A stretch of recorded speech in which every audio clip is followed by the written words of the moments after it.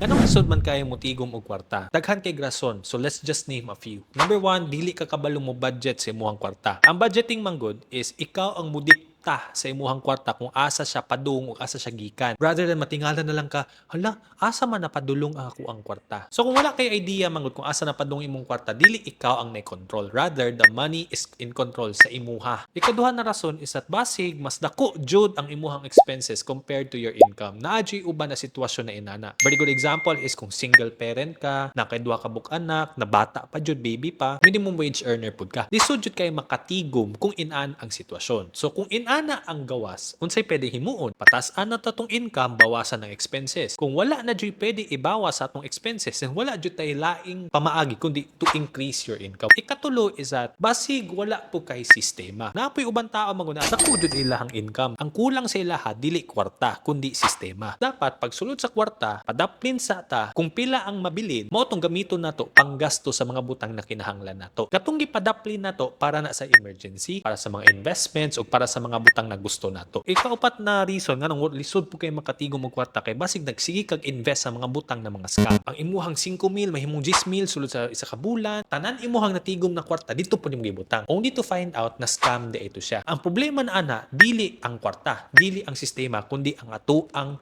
pang-utok. Kulang man tag financial literacy. These are just 4 of the many reasons nganong malisod jud og tigom ang isa ka tawo pag abot silang finances. Basi ikaw naa pa kay madungag, ibutang sa comment section.